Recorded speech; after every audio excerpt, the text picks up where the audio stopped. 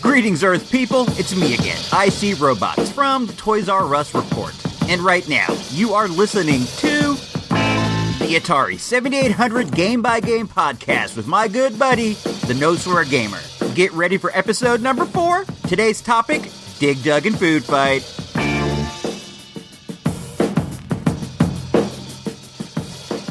Thank you, IC Robots. Now let's get this party started right.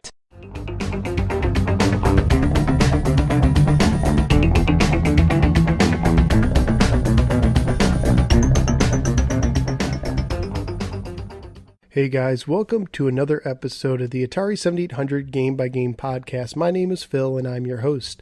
Today we're going to talk about CX7803, Dig Dug, and CX7804 Food Fight. But first, I'd like to get on to some clarifications and corrections from the last episode. It seems that I made a few mistakes here and there, and I just wanted to clear things up. First of all, I mentioned that, I believe I said that I worked with Paul from the Retro Obscura podcast on some Retro Junkies minis that you can find on iTunes, and actually that was Aaron who I worked with. I think I was just so excited because Paul just sent me the Retro Junk box that I had a lot of Paul on the brain. So all apologies there. But yeah, both of those guys are really great, and don't forget to check out their podcast as well.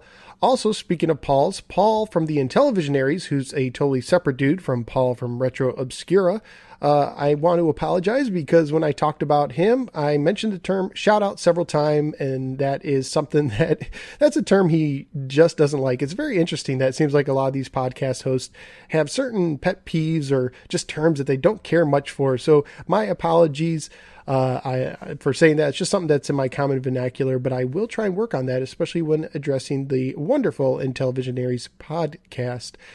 Could have been worse. I could have said back in the... And finally, I got a little email from Ed from edladden.com showing me some of his facilities that he does his joysticks at. So just wanted to let you know that these joysticks, they're definitely high quality. It's, I said that they were homemade, and what I mean by that is like, it's something that it's kind of like a smaller scale. You're not looking at some industrial shop that has like hundreds of employees, but he does do it at a shop that has 3 guys, and lots of manufacturing is done offsite by other people. For instance, the wood that houses the joysticks is actually manufactured by a woodworking company that they have send it to them. So they actually have a very professional facility. And if you're interested, they also work on sound therapy equipment, which is very interesting. And if you want to learn more about that, you can go to their website. It's betar.com. That's betar.com. betar.com. So don't know if I said the name of the company correctly or not, but definitely very impressive. And if you buy anything from him, you can assure that it's high quality and it's not going to have rusty nails sticking out of it made of plywood that they pulled from the local Home Depot. Another thing too is I was reading in one of the forums, and hopefully I'm getting this correct, and over an Atari Age, that he's making a new batch of Seagull adapters, Seagull 78 adapters, that allow you to use 2 buttons from the Sega Genesis controllers in your 7800. That's something I would highly recommend you look into if you don't have one already. And I guess he just got a ColecoVision, and he might be working on making some ColecoVision adapters as well. So if you're into ColecoVision, you might want to keep tabs on edladden.com. So that's edladdin.com. And of course, use the coupon code FERG, F-E-R-G, to get 10% off any orders. And we might be having a little contest coming up in the near future, so you'll want to stay in tune for that. Now, before we get to today's show, I want to talk a little bit about incompatibility with 2600 games on the 7800. Now, there's been reports that some 2600 games do not work. And what I'm going to go off of initially is a FAQ that you can find on AtariAge.com. And one of the sections goes over this. Now, what happens is somebody tried out different games on 5 different variations on the of the 7800. As you know, the 7800, it wasn't like they made all the 7800s at one time. They actually had slight revisions here and there. And what he did was he took 5 variations. 2 of them have the full port on the side. That means you have the hole on the side and you can see where you could plug in something that would have been used for that. Another version has the hole, but no pins. And then the last two were the more common no ports. Now, of these machines, the first 4 were made in Taiwan and the last one was made in China. He also gave the dates that they were made. Now, if you disassemble a 7800, which I only recommend doing if you know what you're doing, if you disassemble it, and evidently if you look on the back side of the board, like underneath where the cartridge slot isn't, there's like an Atari logo somewhere, and you should find a 4-digit code that basically is something like 2584. And what that code tells you is the month, or not the month, but the week and the year the system was manufactured. So in the FAQ, they give the example of 2584, meaning that in 1984, in the 25th week, it was made. So the first 2 digits are for the week of the year, and the last 2 are for the numbers. So he had a system from 84, 87, 2 from 87 and 2 from 88 that he tried some cartridges that are known to have problems. Now, they list some cartridges that give problems to the 7800 are Robot Tank, Decathlon, and Space Shuttle. Now, those are all Activision games, and I think it's because they used a special form of bank switching that sometimes gave the 7800 fits. Time Pilot, which I believe was released by Coleco, and Kool-Aid Man, which was an M Network game, and the Supercharger system itself. And I read somewhere, and I don't know if this is true or not, that you can actually mess up your supercharger if you try it in a 7800 that is not compatible. It can actually fry it out. Now, I don't know if that's true or not, but it's enough to scare me away that if I ever had a supercharger, I'd probably stick with my 2600 that I have. So here's what they did. This person did several tests. He used 2 different cartridges of Decathlon, 3 of Robotanks, 5 Space Shuttles, 2 Superchargers, and a 7800 Food Fight, which is why I'm bringing this up today, because evidently Food Fight can give you some problems in certain systems where it might play for a while, but then it kind of messes up and it freezes up and locks up the system on you, which is just mind-boggling that a 7800 game could actually give you problems. So here is some of the results. First of all, the very original earliest model worked fine with absolutely everything he tested on it. And the very last model from China had the most success from the systems, from the later systems. So if you either have one of the earliest or latest, you probably will have the most success.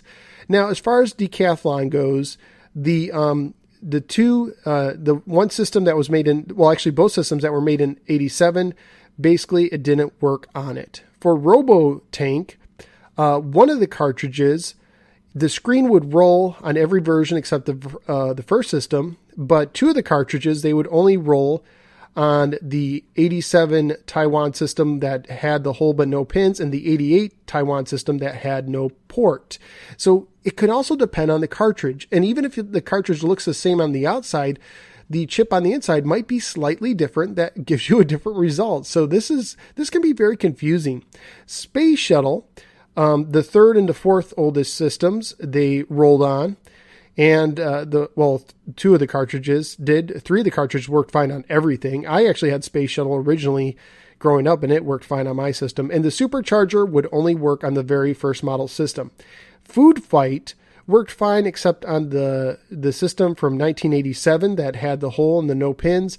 And then the other system from 88 from Taiwan, it also locked up on. So those 2 Food Fight actually locked up on, which is crazy. It's a 7800 game. It should always work. I still find it hard to believe. Thankfully, I've had no problems. Another game that sometimes can give the 7800 fits, from what I understand, is Dark Chambers from the 2600, not the 7800 version. And I also read somewhere that some of the systems were adjusted so that Dark Chambers on the 2600 would work, but those Activision games would not. It was like a give and take, which some people like, well, Dark Chambers on the 2600 really stinks. Why didn't they let the other games work? That would have been a better idea. So it's just kind of weird. I will say this too. Recently, I reviewed a couple Tiger Vision games. I think Threshold was one, and the ultra rare River Patrol was another one. Threshold works fine on my system. River Patrol is interesting because of the way that it was manufactured. It has these long arms, and you can kind of see it if you watch my review on the No Swear Gamer. It won't fit. It won't fit in my 7800. So I'm not about to force a game that's probably worth $500 or more in my system just to see if it works, especially when I have a 2600. on hand. So it just doesn't fit. So my guess is it would work. I could be wrong because Threshold worked fine, but there's just some games that you might have trouble fitting. Now I know the Magic games tend to all work, but they have a hard time fitting in some of the 7800s. Getting those cartridges in just right can be a tight fit. I've also heard some people have problems with the M Network games fitting as well. So sometimes it's basically a really tight fit. Overall, I've been fairly fortunate with the 7800s I've used in my life. I don't think I've ever come across any ones that given me any problems. So I guess I'm kind of just blessed in that area that I haven't had that problem yet. But if I ever get a supercharger, I'll probably only be playing it on my 2600 just to play it safe. And I do have a 2600. So if you ever have a problem with the game not working on your 7800, it might be the system, it might be the cartridge, and it's kind of hard to tell really unless you have series of systems to test it on exactly what's going on. So far, I've only had one cartridge that appeared totally dead, and that was an old copy, and it was a dirty copy of Berserk. Sometimes the games just need a good cleaning, and maybe on another episode I'll tell you how I clean my games, but you can Google how to clean games, and I always recommend cleaning your games before you put them in a system, because otherwise if you put dirty games into a clean system, now you have a dirty game in a dirty system.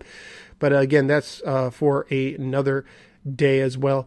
But overall, what another interesting thing I found is that sometimes there are certain 2600 games that give fits to certain 2600 models, especially some of the early models sometimes have problems with some of the later release games. So it's not just the 7800, it's just these chips, you have these little tweaks here and there, and maybe it's who manufactured it, and something in the manufacturing process was just a little different, and just that little difference set everything off. So if a game never works, it might not be your system, it might not be the cartridge. It's just kind of hard to tell, and that's kind of what you take away from this is don't necessarily give up on a game.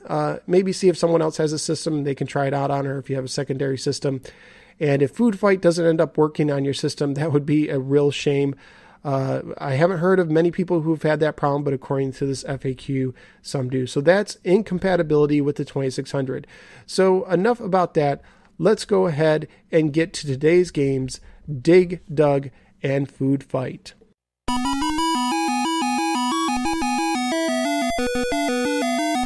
Dig Dug started as a Namco arcade game.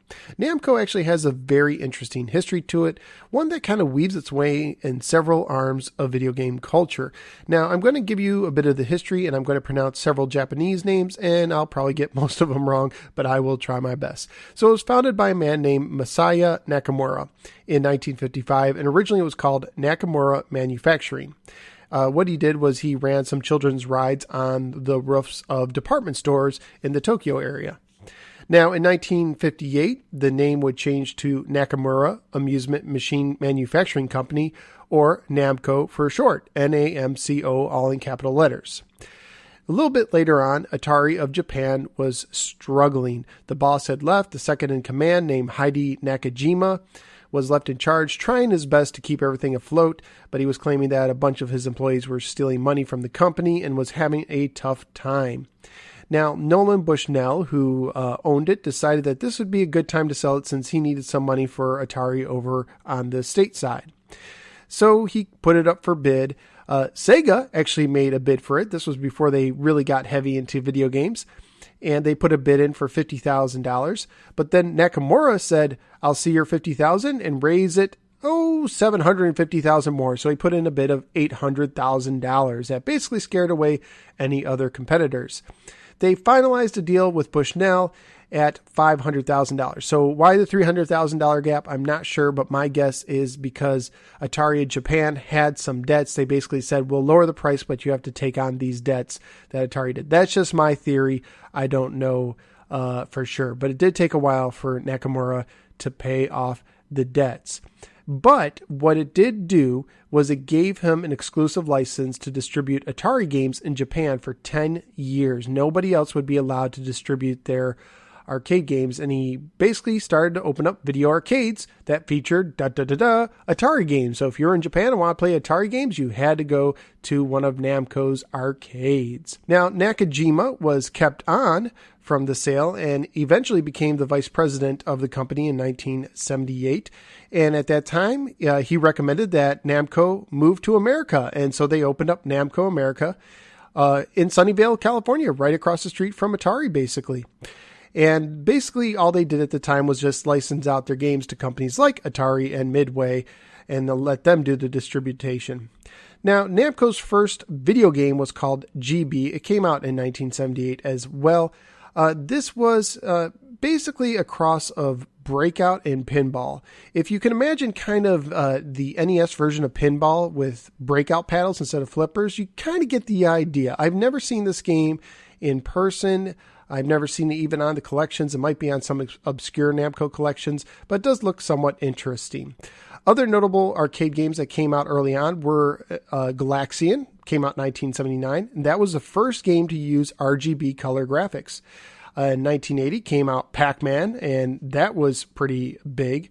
1987 came out a game called Final Lap, a racing game that allows you to combine cabinets to race against other people. So you could race up to 8 players at the same time. So if you're like me and enjoyed a good game of Daytona USA in the arcade against more than one player, you probably have Final Lap to thank for that. Now in 1985, after Atari had split, so the home division was sold to Jack Tramiel and the arcade division was kept and called Atari Games by Warner. Warner sold controlling interest in 1985 for $10 million to Namco, which seemed very interesting at the time. There was a lot of kind of debate whether this was a good move or not, and it kind of ended up leading to a falling out between Nakamura, the Namco founder, and Nakajima, the guy who originally worked at Atari in Japan.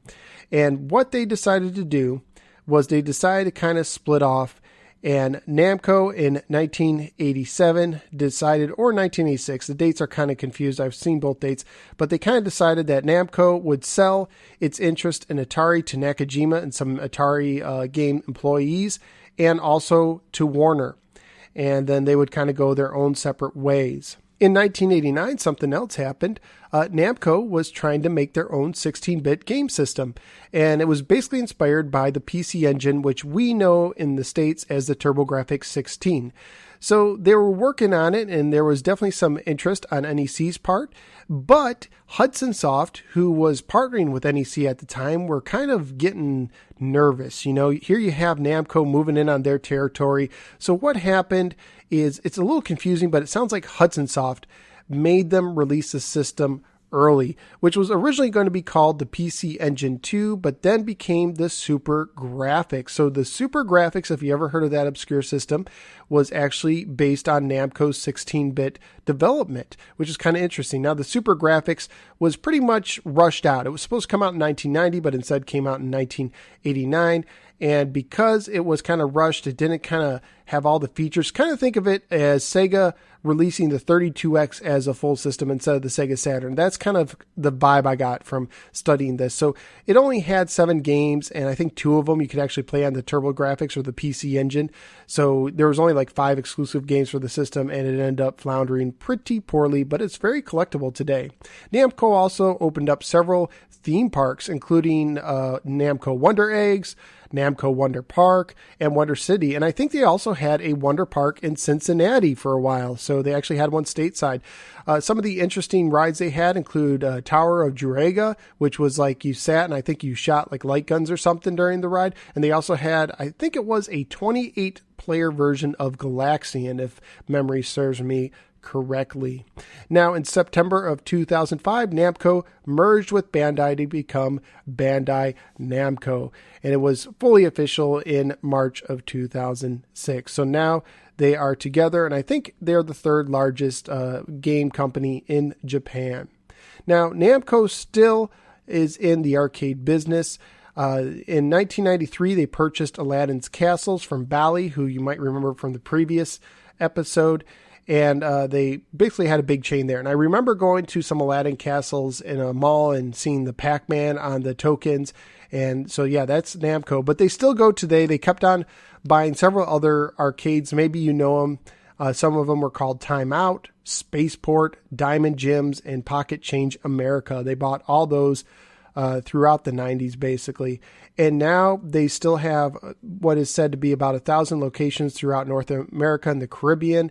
So you have your mall locations, but they also have locations in AMC theaters, Walmart, and Brunswick Zone, which is bowling, I believe. So if you ever go to a Walmart and see some arcade games, it's possible Namco has put them there.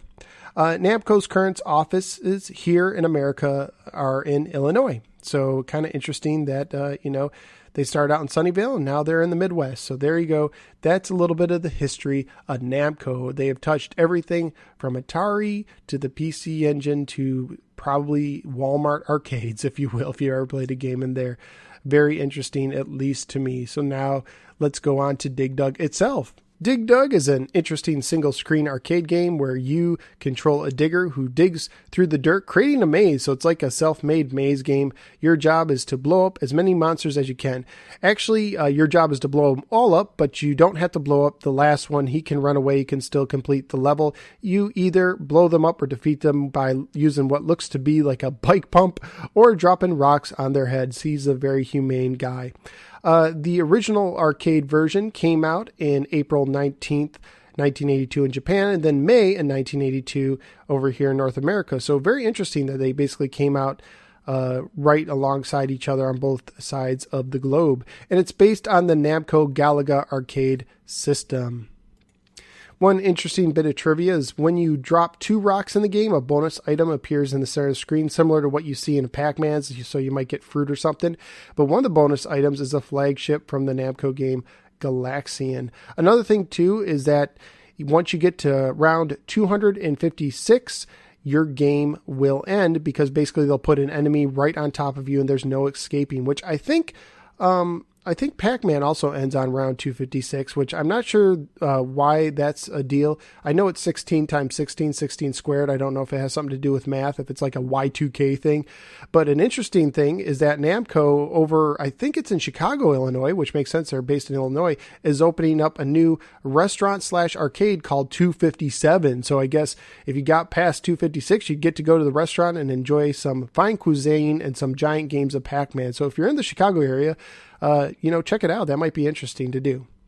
In 1996, the Namco packaged both the original game and an updated version called Dig Dug Arrangement in their Namco Classics Collection 2 arcade machine. And basically, it updated the graphics and it let you play 2 players at the same time. This similar game would appear on some of the Namco Museum's collections on some of the next gen systems. Well, next gen at the time, so I'm thinking it's like PlayStation 2, Xbox, and GameCube, I believe. Now later on in 2005, they released another game called Dig Dug Arrangement, but this is actually different from the previous one, and that was part of Namco Museum Battle Collection, which came out on the Sony PSP.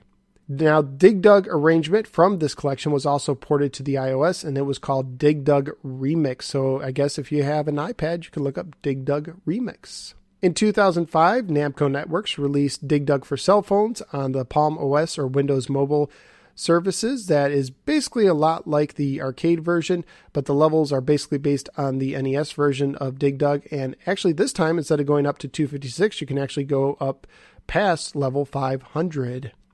Dig Dug was also released on just about every system imaginable. There was also a Game Boy version in 1992 that has the original and a new version as well. And over on the Killer List of Video Games website, Dig Dug was rated the 6th most popular coin-operated video game of all time. In 1985, there was a sequel that was called Dig Dug 2. Now, this game is a lot different from the original one. Now, Dig Dug's on an overhead map, and he's basically drilling off parts of the world, if I remember correctly. This was ported to the Nintendo Entertainment System. Interestingly enough, the name of the main character in Dig Dug is often called Dig Dug, but he also is called Teizo Hori, which in Japanese is like a pun. That means, I'll dig, I will dig, so kind of interesting there. And he is the father of Susamura Hori, who's the main character in the Mr. Driller series, and the ex-husband of Tobi Kissy Miyasuwa, who became the hero of a game called Baraduke over in Japan. Now, this game is like a side-scroller shooter. You have like a little jetpack and you shoot around. But when I was looking at some footage of it, it actually reminded me a lot of Metroid. You have a female heroine and like this kind of orange reddish jumpsuit. Remind me a lot of Metroid, and it actually came out before then, so I wouldn't be surprised if Metroid got some ideas off of this game. But it's kind of interesting that here we are early in video games and already we have a messy divorce, because I guess in some of the video games that they would appear in, that they kind of have like a grudge against each other in some of the Mr. Driller games, I suppose. Mr. Driller, by the way, was originally called Dig Dug 3. There was also a game called Dig Dug Digging Strike that came out on the Nintendo DS in 2005. And there was also a 3D remake of the original called Dig Dug Deeper for PC in 2001. And a lot of the characters from Dig Dug appeared in the Disney movie Wreck-It Ralph. Oh, by the way, I got a cool little Easter egg here for you for the arcade version of Dig Dug. And here it goes. Get either Puka or Fygar, and those are the two enemies, right on your tail, then pump them up, but not so much that they explode. Do this right near a rock, but be warned, this is tricky. The idea is to loosen the rock when the enemy is almost fully inflated, get out of the way, then do a quick reverse, and finish off the enemy at exactly the same time he is crushed by the rock, avoiding the rock yourself. This will confuse the game, and all the enemies on the current level will disappear, leaving you to aimlessly dig tunnels through the dirt. You will not progress to the next level until you drop another rock. So, very interesting. I wonder what would happen if there was no rock. Would you freeze up the game? So I thought that was an interesting arcade tidbit and trivia there. But enough about the arcade. Let's go to the Atari 7800 version. Now, Dig Dug probably was one of the launch titles in 1984 and was part of the relaunch in 1986. Now, according to AtariProtos.com, the game was programmed by someone named Noli Alito and Ava Robin Cohen. Now, if my research is correct, I'm guessing both these people worked for GCC, which would make sense. And Noli Alito would have also programmed Moon Patrol for the 2600, and Ava Robin Cohen would have programmed Junior Pac-Man for the 2600, which is a very solid game if my memory serves me correctly. Dig Dug came in a standard Atari 7800 box. It has a pretty much an orange and yellow kind of mix to it. The words Dig Dug are at the top. Underneath it says the Underground Arcade Chomping Game, and that is on an orange background. And then under a blue background, which is just under that, you see Dig Dug blowing up Polka, while a littler, smaller Fygar is looking in horror as he sees his friend slowly being pumped full of air to the point of explosion. And the character Dig Dug himself looks kind of like he's enjoying blowing him up. On the back, you have the same picture of the Polka expanded full of air, and it says Munch, Crunch, Punch. Make your way through layers of squishy earth. I didn't know earth was squishy. Gobble up delicious fruits and vegetables worth healthy points as you tunnel through. And watch out for the fire-breathing Fygars and the mischievous Polkas. They're out to bury you alive. Haha, bury you alive. I get it. There is a screenshot on the back, not too large, and it says for use with the Atari 7800 series systems, for use with the 7800 controllers, infinite number of tunneling patterns for 1 or 2 players and 2 skill levels. The manual is a 4-page foldout, and it's your standard black-white with a little bit of pinkish red mixed in. Playing the game, it says Dig Dug starts each game with 5 lives. After he burrows to the center of the earth on his own, use your controller to send him where you want. When he enters a tunnel where Polka is lurking, the monster begins to chase him. Explode Polka quickly by pressing and holding the controller button or by pumping it repeatedly. Pumping the button just once or twice will stun the monster, so Dig Dug can slip past. Touching Polka when he's not stunned will knock Dig Dug out. Dig Dug can handle Fygar in almost the same way, but dragons breathe fire, so be careful if Dig Dug approaches him while he's looking. It's not enough to be just outside his tunnel when he's looking either, because his fire is so powerful that it burns a short distance through the earth. Still, attacking him from the side is worth more points than attacking him from above or below, which I didn't know. Another way to handle the monster is to drop rocks on them. To do this, make Dig Dug tunnel underneath a rock when one or more monsters are chasing him. If he's tunneling upward, have Dig Dug make a sharp turn just before he reaches the rock so it falls on him. If Dig Dug is tunneling sideways, time him so the rock falls just as the monsters run underneath. After 2 rocks have fallen in any round, a veggie or fruit appears at the center of the earth for 10 seconds. If Dig Dug can gobble it up, he earns extra points. And before this week, I didn't realize that's what triggered the veggie showing up in the middle was dropping 2 rocks. I never knew that. I thought it was just kind of random, but now I know, and knowing's half the battle. But there's something very strange about Polka and Fygar. Unless Dig Dug destroys them quickly, they turn into ghosts and move through the ground directly towards him. As soon as they enter the tunnel completely, they will become solid again. But while they're still ghosts, Dig Dugs can only drop rocks on them. So let me just stop for a moment here. Now, Dig Dug, the game, you could say is extremely violent because he's taking, this air pump and pumping them so full that they explode or dropping rocks on their heads. Either way, it's a terrible way to go. However, here is a very random, wrong theory I have for the game. What if Dig Dug is just another version of Ghostbusters? It makes sense since these guys can turn into ghosts at any time. And when Dig Dug shoots out his little air pump hose, it kind of goes in this wiggly pattern that really reminds me of the way the proton packs shot out in the Ghostbusters movies and the cartoon show. They kind of had this wave to them when they went. So maybe it's just another way of catching ghosts. Anyways, that's just food for thought. Let's go on. The last monster left in any round gets scared of Dig Dug and runs to the surface, turning into a ghost if necessary to make his trip as fast as possible. Once on the surface, he scampers to the left of the screen. To catch him, Dig Dug has to race towards the surface himself, which I guess is just the ultimate form of revenge. That being like, I know you're retreating, but I'm not going to let you. I'm going to blow you up anyway. How cruel is this guy? Maybe that's why he got divorced.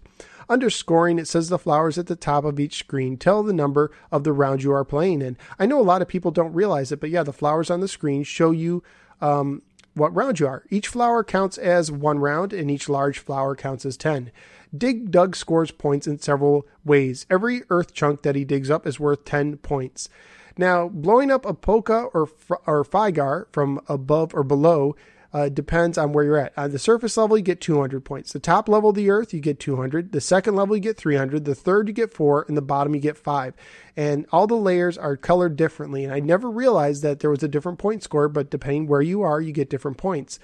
If you do Fygar from the side, not from the top or bottom, those point values basically double. So basically 400 points if you're on the top level of the surface, 600 for the second level, 800 for the third, and 1,000 for the bottom. If you drop a rock on a monsters, if you're able to hit 1 monster, you get 1,000. 2 monsters, 2,500. 3 monsters, 4,000. And then every extra monster after that is 2,000 points. I think I've only done like 3 at the most, if memory serves me correctly. The fruits and veggies, the carrot's worth 400, turnip 600, mushroom 800, cucumber 1,000, eggplant 2,000, bell pepper 3,000, tomato 4,000, onion is 5,000, watermelon 6,000, Galaxian is 7,000, and pineapple is 8,000. So cool, they have the Galaxian. I didn't really remember that plane. And you get bonus lives at 20,000, 50,000, and every 50,000 points following. Now, under the getting started section, it says that you can play 1 or 2 players. The 2-player game will be alternating. You move the controller handle forward or backward to choose either 1-player or 2-player game. And you can also move it to choose one of the 2 difficulties levels. So basically you got beginner or regular, and then pressing the reset button will start your game. And of course you can pause your game at any time. The Dig Dug cartridge came in as many as the early cartridges came in the black and white version, even though I did see a picture that I will post if I haven't already on my Facebook page of the 1984 version. And if I haven't said it before, I really would like to have a 1984 version of a cartridge of any non-pole position 2 game. Any of the launch titles would be cool because they have a really cool look to them. Full color as opposed to the black and white. And I think they look sharp. I really, really like them. Graphically speaking, I think the game looks pretty good, especially compared to the arcade. It's not arcade perfect, but you could tell the different colors in the earth. And there's also a Nintendo version. Actually, it's a Famicom version. Never came out on the NES. And I did watch some video of that. And I actually prefer the Atari look for a couple of reasons. One, I think the dirt to me looks a little more textured. Maybe it's just me. I think the characters look about equal. But on the top of the Famicom version, the sky is like black, at least in the video I saw. And in the Atari version, you have the nice blue, so it actually looks like outside. Maybe the Famicom version is played on night. I don't know. But graphically speaking, I think the game does a pretty good job of representing Dig Dug on a home platform. Musically speaking, I think that this game, in a way, was tailored for the Atari 7800, both in the arcade and the home version. The theme song to Dig Dug, the music to it, only plays when your guy moves, and every time he stops, the music stops, which is really cool.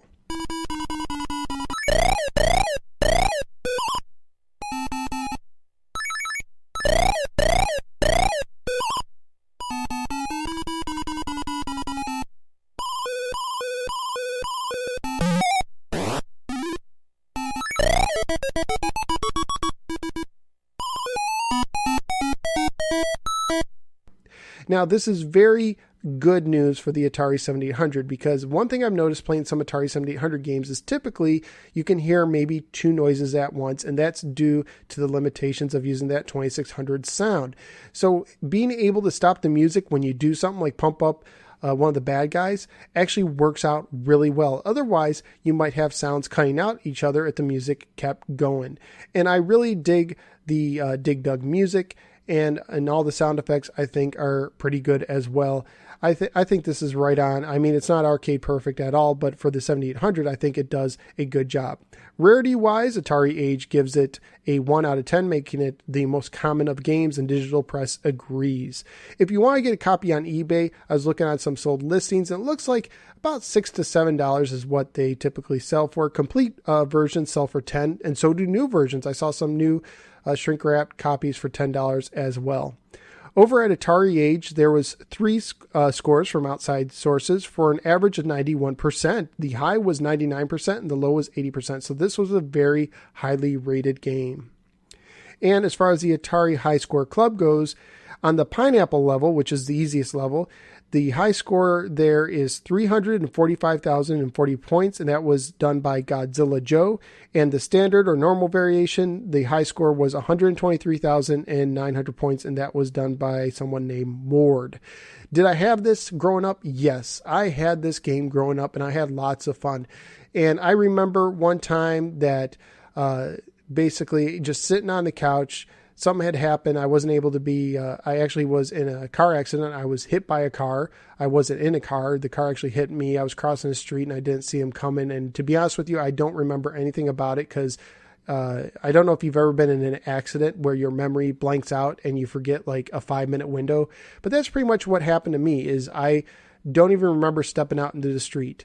All I remember is waking up. So anyways, I wasn't very mobile. I had a lot of stitches in my leg. Thankfully, that was like the worst cases. I just had a lot of stitches, but my knee needed some time to recover. And I vividly remember playing Dig Dug on the couch at my parents' house and having a good old time, just getting as far as I could in that game.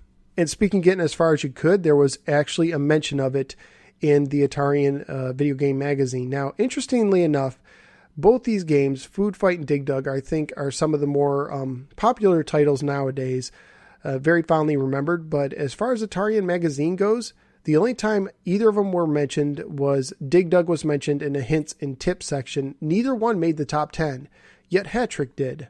That blows my mind, and that makes me think that it was all rigged. But anyways, here's the hint for Dig Dug. It says, when you lose your last life in Dig Dug, you can start a new game at the same level at which you ended by repeatedly pressing the fire button. And that was brought to us by Gary in Wyandotte, Michigan. Thank you, Gary. And that is true. If you keep pressing the fire button, I think either button will work. You will start at the level you last let off on. And actually, I played around with this a little bit. You don't have to rapidly press it. It's just when your game is over and it's time to start a new one, just press your game button right away. There's like a little timer. Maybe it's when the attract mode starts again that it will negate itself and go back to the beginning. But if you just press the button once at the right time, you'll start a new game right where you left off. And that is pretty cool. So that is Dig Dug.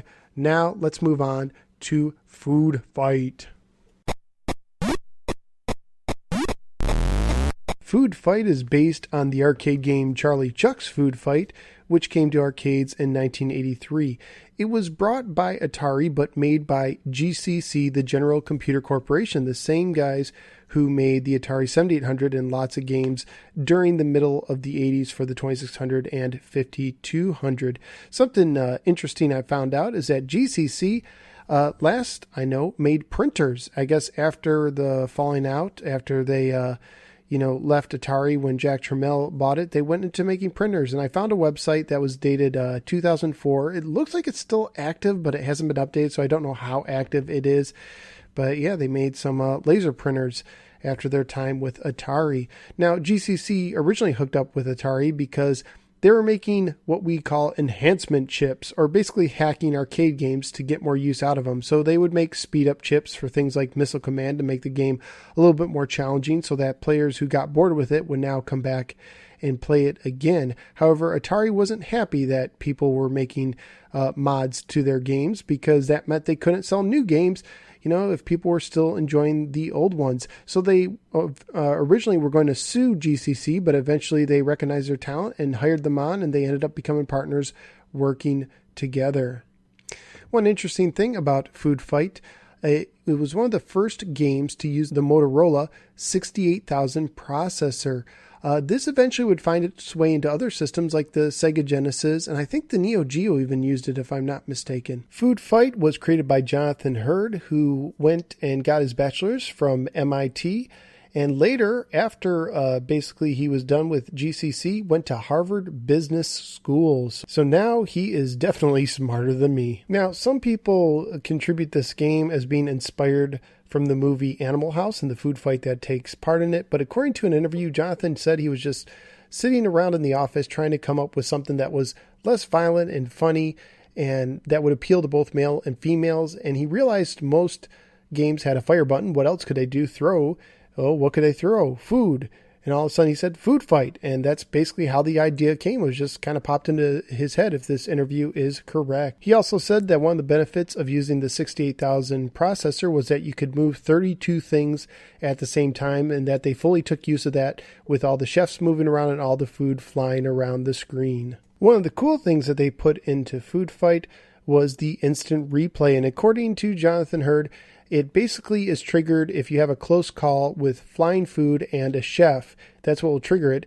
And they really worked the music so that it would sync up perfectly with the instant replay that could last anywhere from 8 to 30 seconds. So they had 8 different versions of the music, and they would adjust the speed of whatever version was closest so that it would sync up right with the instant replay, which is very, very cool and amazing when you think about it. One of the greatest challenges with Food Fight was coming up with a joystick function that would work properly with the game. They started out with your standard joystick, but it didn't have enough positions to throw. So then they actually came up with a knob, and they had a move button and a throw button. And then they found that they were always moving, so they changed the move button to a stop button. So there was actually a version that had a stop button during development. But later what they would do is they would go to an analog joystick, which would allow them to do 72 different directions, which was very cool for the game. They also talked about that at one point they were thinking about doing twin sticks, kind of like Robotron. And what's interesting to me is that idea crossed my mind when I was playing it, is wouldn't it be cool if you could throw behind you while walking forward if you had like a twin stick, but one of the sticks had a fire button. That to me would be the ideal setup for this game. But nonetheless, it's still a very cool thing. Another thing that they were thinking of was they were going to put a banana on top of the joystick. And so basically the joystick was a banana. And when they tested it, people really liked it. It stood out, but it added too much weight to the joystick, and it could easily break the joystick due to the extra weight. Another thing that they thought about having was a crowd on the top of the screen that would react kind of like at a sporting event. They would cheer or they would boo or whatever. And finally, they also had an idea of having a maid come up and clean whatever food was laying around after you completed the game.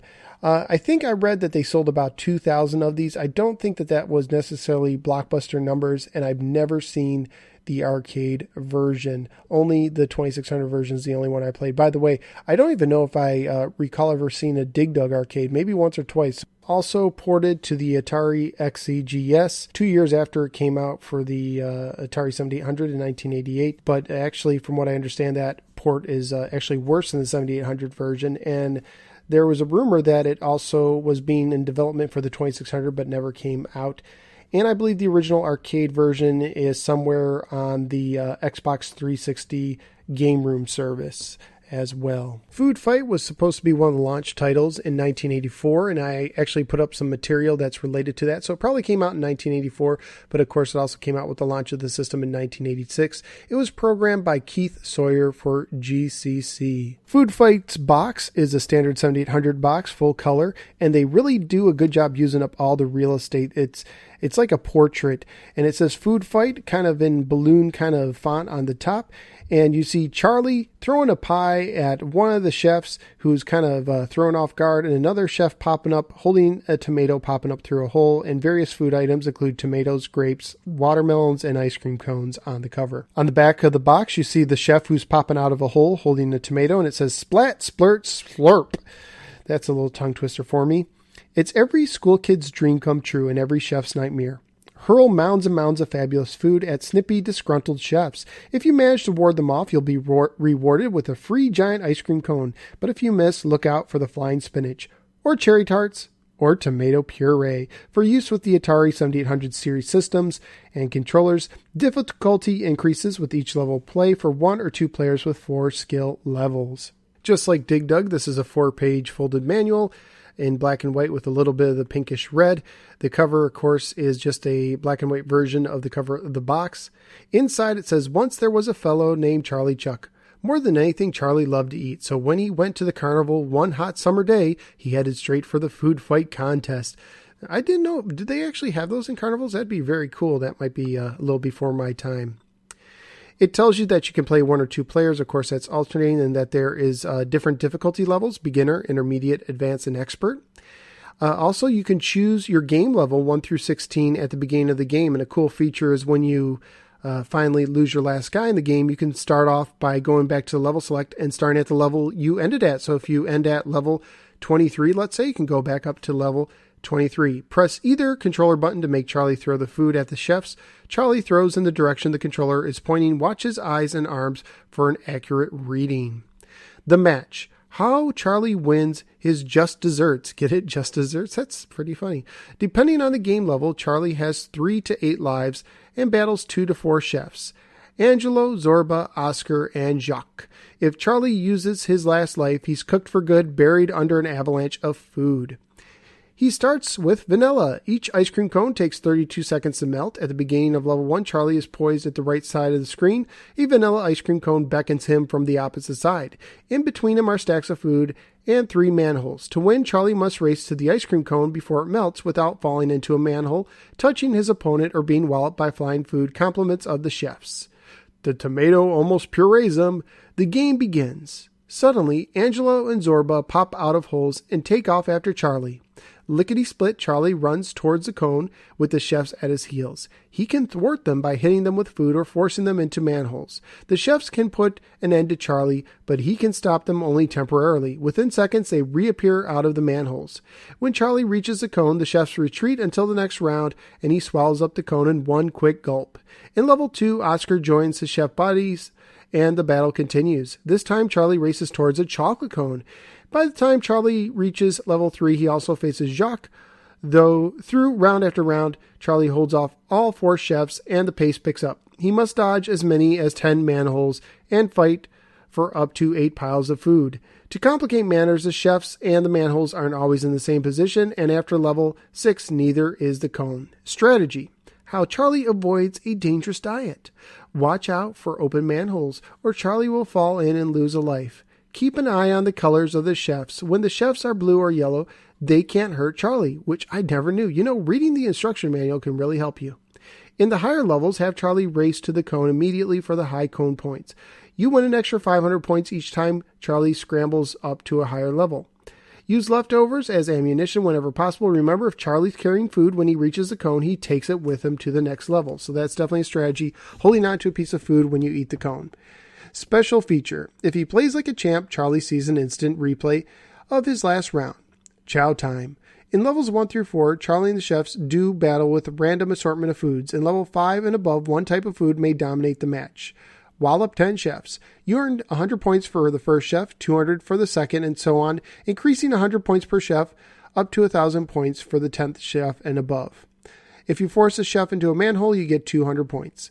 Eating the cone earns you 500 points for the first cone, 1,000 for the second, so on and so forth, increasing 500 points per cone with a maximum of 25,000 points at level 50. You earn 100 points per leftover left on the screen. Charlie earns an extra life at 25,000 points and every 100,000 points thereafter, and every 10th game level if he begins the game at level 10 or above. And it shows you the characters. So Jacques has kind of a slanted chef's hat. Oscar has kind of a plump one. Angelo has a tall one. And Zorba's looks like it's a little similar to Oscar's, but a little bit taller, at least in the 7800 version. And believe it or not, before I studied this, I never realized the chefs had different hats. I don't know what I was thinking. I played this game many times, and I never realized that they had different hats. And I wonder if they took a cue from Pac-Man, being that, you have 4 ghosts and 4 different names, and they did that the same here with Food Fight. The cartridge, just like Dig Dug, is your standard early black and white cartridge. The graphics in the game are, I think they're fairly close to the arcade for the most part. I've never seen the arcade in person, but I have seen some screenshots. The eyes in the arcade are definitely bigger on Charlie, and there's some, enhancements without a doubt. But for the most part, they're pretty simple graphics. The food looks like it's supposed to look. The background is always black, as was standard in a lot of these early single screen games. But I thought that the food was very colorful, and overall I thought it did a good job graphically speaking, and I totally dig the instant replay as well. Musically speaking, it has an interesting range of sounds, from the food being thrown to the extra life sound to getting the ice cream cone. So overall, I dig the Food Fight music and sound.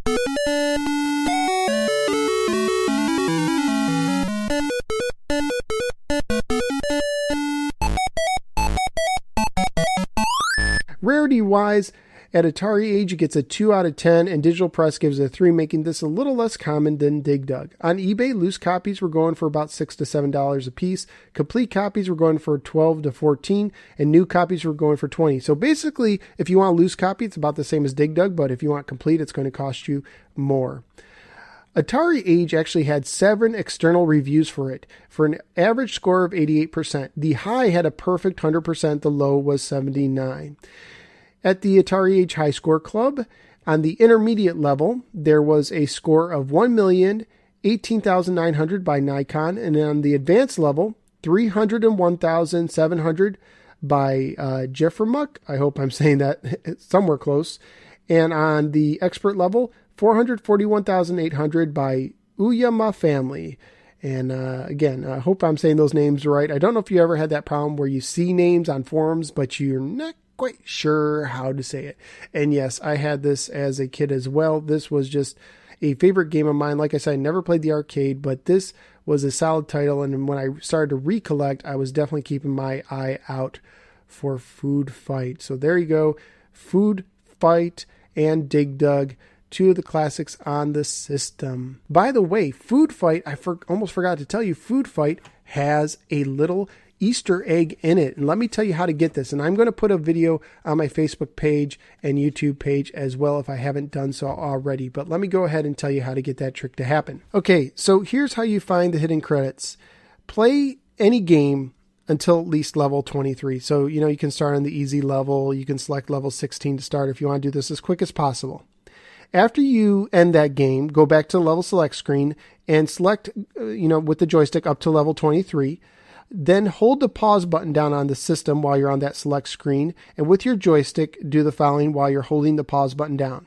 Up, down, right, left, up, down, right, left. So that's up, down, right, left 2 times in a row. So up, down, right, left, up, down, right, left.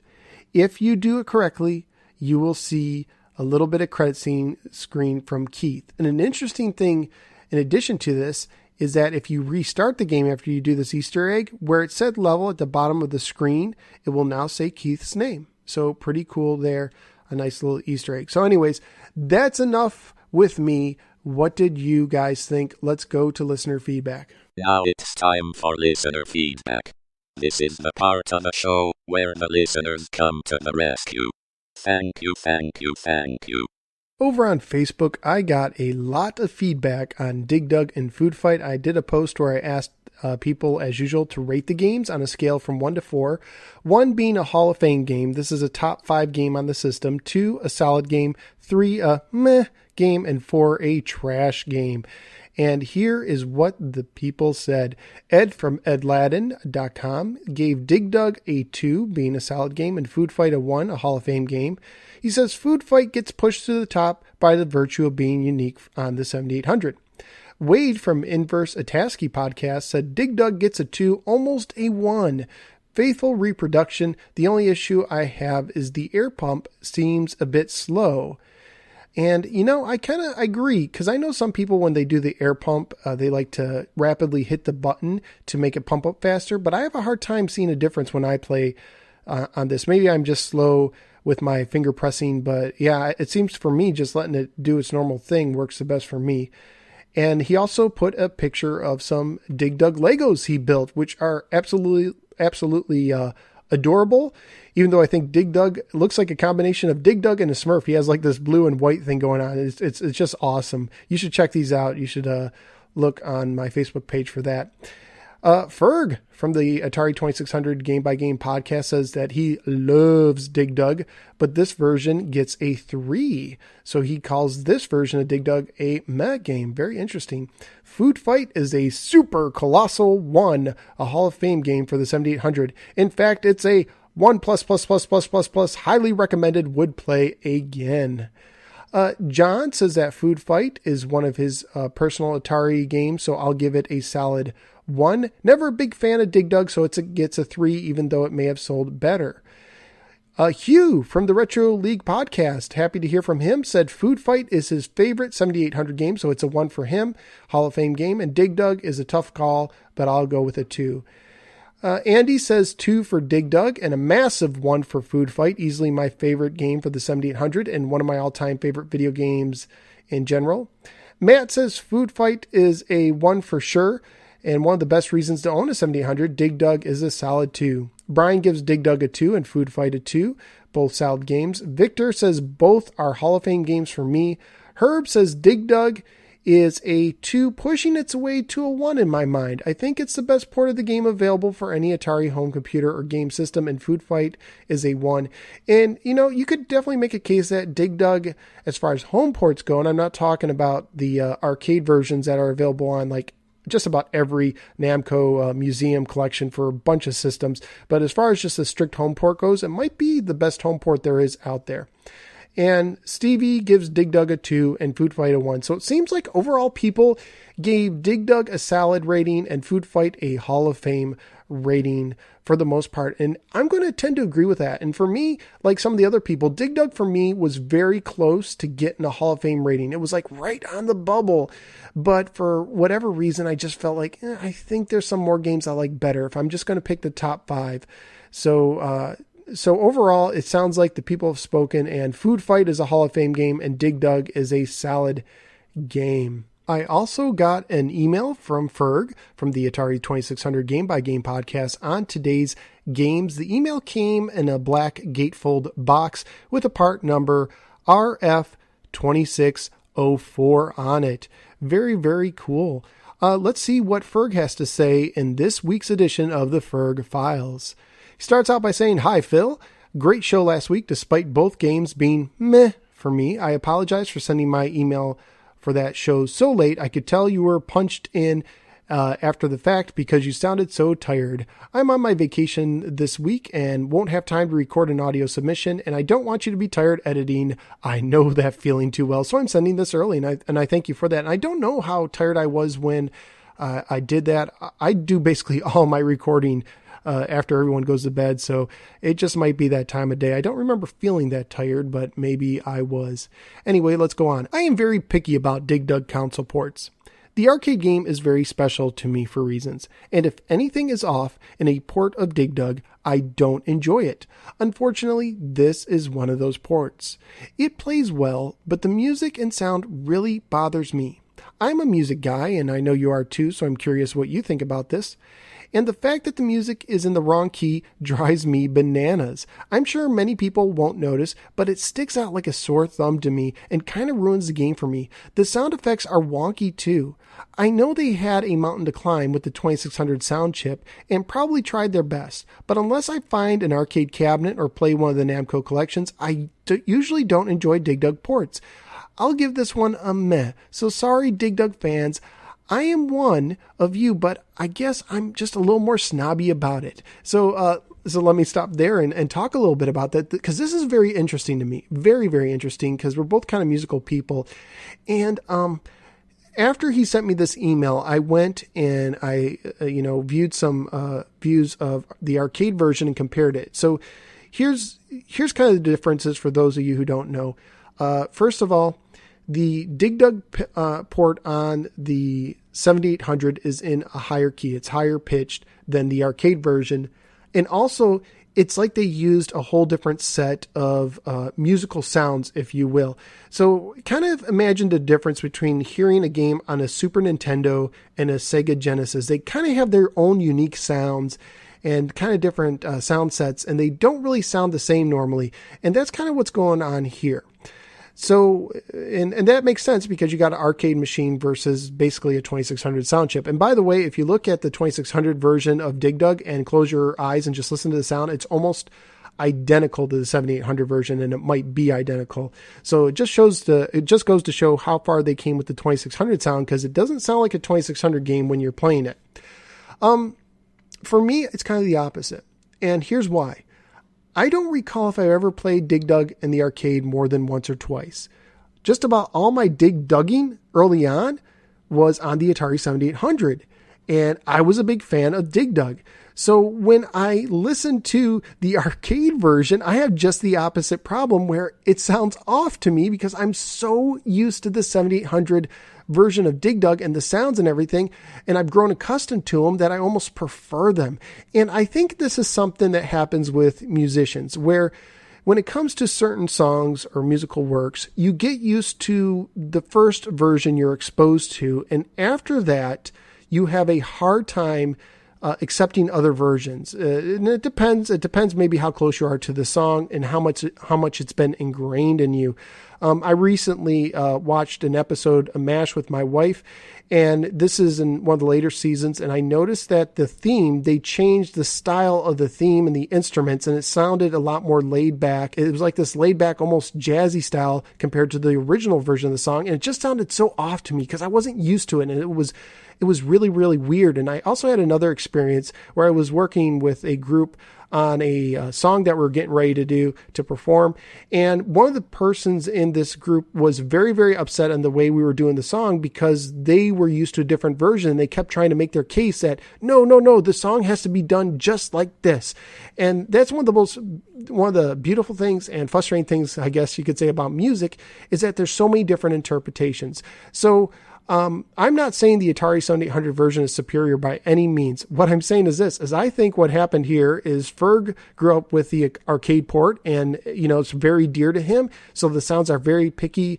He's very picky, he said, about the sounds, and it really makes a difference when he goes backwards. And for me, it's just the opposite. Now, I can enjoy the arcade. I don't hate the arcade port at all. I wouldn't call it a meh game, but I definitely prefer the sounds of the 7800 just because that's how I grew up. And it's just kind of weird how that works out. They're very unique sounds. I encourage you to check out videos of both just to see the differences between those two and see which one you prefer. I'm guessing most people will prefer the arcade port, but because I grew up years and years and years with the 7800 version, I just kind of dig it. It's just kind of how it is. Isn't it kind of weird how that works out? And that's one of the great things about having conversations about this. It would be boring if we were all like, hey, we all agree on one thing. So I totally dig this. Food Fight, he goes on. Food Fight is also special to me, but for this one, I will take what I can get. This is one of two console ports that I'm aware of, the XCGS being the other. This wasn't ported to my refrigerator like Dig Dug it was. I played this game incessantly when I was a kid. Our local drug fair had it, and it was a sad day when I went there after school one day and found a Wacko machine in its place. And I think I know that game, and that would be disappointing if it's a game I'm thinking of. This is one of those Crash-era arcade games that has fallen through the cracks, which is a shame because it is a stellar game. I agree with that. I was overjoyed when I discovered the 7800 had this. It took me a while in a lot of flea markets to find it, but I did. Now, this is before I discovered O'Shea's, but I'm not sure if they even had this, and I don't think they did. Yes, it starts off a lot slower than the arcade version, but it does speed up as you go along. And that's a really good point he makes, because I've heard some people say that it's a lot slower, but it depends where you start too. Put it on the expert level and it can get fast really quickly. So I don't think the speed's an issue. I think it's that, the arcade has one mode and that's it. You put your quarter in and that's the speed you get, where the 7800 version has four different difficulties, and they each can have their different speeds. And as you go up in the levels, it gets really fast. So if you think it's slow, go on the hardest level, the highest level on the hardest mode, and see what happens. There seems to be a marked increase around level 17, so there you go. So watch out.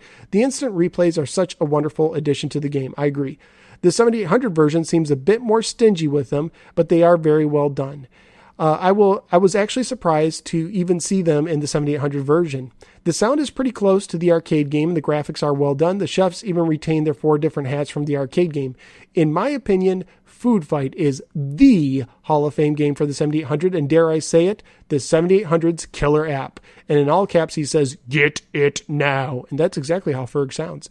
Thank you, Phil, for keeping up the excellent work, and thanks for helping me revisit these games, Ferg. And I thank Ferg too, because what he does on the 2600 Game by Game podcast, I have discovered some games that I wouldn't have discovered otherwise. It's because of this podcast that I played 2 recent games on the 2600 that I was actually surprised that I enjoyed them. Now, this is just me. My guess is not everyone's going to enjoy these games like I did, but one was River Patrol, which is ultra rare, but I actually had a chance to play a cart, and I actually had a good time with it. And the other one was Fast Food, which is, don't confuse it with Food Fight. And I did post a video link to that on my Facebook page. But Fast Food ended up being a game that I highly enjoyed as well, even though it's a very short game. And if it wasn't for his podcast, I wouldn't have explored those games at all. So there you go. That is our listener feedback for this week. I'm sure because it was a short week, I usually take 2 weeks between shows, and this one is going to be coming out in less than a week, actually. So because of the short time frame, I'm sure some people meant to get in submissions that they didn't, because these games are just very, very kind of iconic for the system. But a lot of people also express their feelings on Facebook. But if you ever want to talk about this game, or these games, Dig Dug or Food Fight, or any games I've covered, such as Hat Trick Winter Games, or even Centipede or Asteroid, if you want to talk about any of the games I've covered, you can go ahead and send that to Atari7800podcast at AOL.com. That's Atari7800podcast at AOL.com. Now, if I have not read your feedback, it's probably because I didn't get it for some reason, because I can't think of any feedback I've overlooked. I have been getting lots of spam, so I highly, highly doubt that anybody named Courtney, who says improve your site's rankings in search engines, really had anything to say about Food Fight or Dig Dug. So sorry, Courtney, if you meant it. If so, send it again with a different subject line.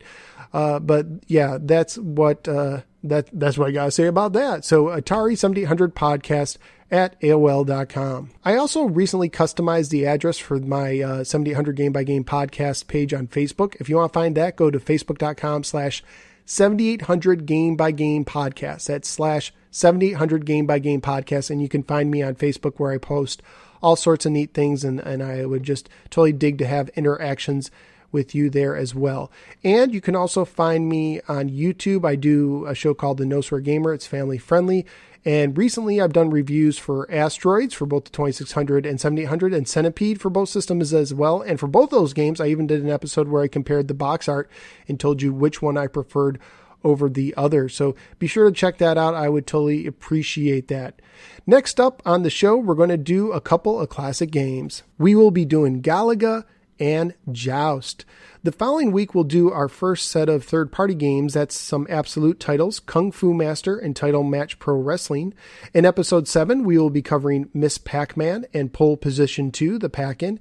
And in episode 8, we will be covering Robotron 2084 and Xevious. So if you have feedback for any of those games, be sure to send it in to Atari 7800 podcast at AOL.com. So that wraps up episode 4 of the Atari 7800 Game by Game podcast. Thank you all for giving me a little part of your day. And remember, games are fun, but always keep first things first. Look forward to seeing you next time right here on the podcast. Take care, everybody.